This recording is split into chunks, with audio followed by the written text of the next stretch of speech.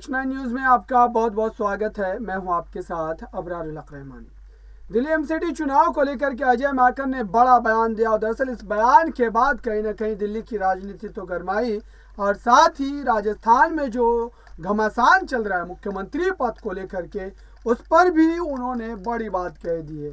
सचिन पायलट की तरफ उनका झुकाव देखने को मिला और साथ ही अशोक गहलोत के इस्तीफे की बात जो है सामने निकल करके आई। लेकिन इस खास रिपोर्ट को आप देखिए और समझिए कि दरअसल अजय माकन कहना क्या चाह रहे थे। देखिए, ये चुनाव नगर निगम का, गलियों का, नालियों का, सफाई का, कूड़े के ढेरों का, पार्कों का, इन सब चीज़ों का चुनाव है।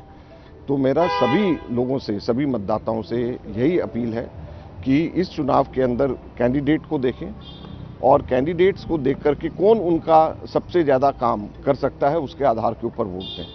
और मुझे लगता है कि कांग्रेस पार्टी के कैंडिडेट सबसे बेहतरीन हैं और लोग जो हैं कैंडिडेट को मुख्यतः देख करके, क्योंकि जो आदमी उनके लिए अवेलेबल हो चुनाव के बाद, क्योंकि ये सबसे छोटी निचली सीढ़ी है हमारे लोकतंत्र की, तो इसके अंदर ऐसा व्यक्ति चुन करके जाना चाहिए जो सुलभ हो, हर किसी को 24 घंटे उपलब्ध हो। सर ये पॉलिटिकल एक्सपर्ट का मानना है कि सर ये बाईपोलर कॉन्टेस्ट हो गया है आम आदमी पार्टी और बीजेपी के बीच। देखते हैं, ऐसा है कि पिछली बार भी यही कहते थे और पिछली बार जो है हम लोग 24% वोट लेकर के आए थे और जो है 31 सीटें हम लोग जीते थे। तो ऐसा नहीं है। पार्लियामेंट के अंदर भी जो 2019 का चुनाव हुआ था, पार्लियामेंट के अंदर भी हम लोगों के 23-24% वोट उस टाइम पे भी थे और उस टाइम पे तो आम आदमी पार्टी थर्ड हो गई थी। तो ये दिल्ली की जनता है, कोई मैं आपको 30-40 साल पुरानी बात नहीं बता रहा हूँ, मैं आपको भी 2 साल, 3 साल और 5 साल पुरानी बात, पिछले इलेक्शंस की बात बता रहा हूँ। तो ऐसा नहीं है। सर एक सवाल और है ना, आप 2012 में एक व्यवस्था बनी थी और 3 नगर निगम हो गए थे, एक बार फिर से सारे नगर निगम ज्वाइंट हो गए और सिंगल नगर निगम है।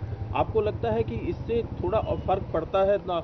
देखते हैं। अभी जिस वक्त 3 नगर निगम बनाई गई थी उस वक्त एक सोच थी कि कमिश्नर्स जो हैं वो एक कमिश्नर इतना बड़ा पूरी दिल्ली को कैसे संभालेगा और एक हेडक्वार्टर्स पूरी दिल्ली को कैसे देखेगी, दिल्ली बहुत बड़ी हो गई है।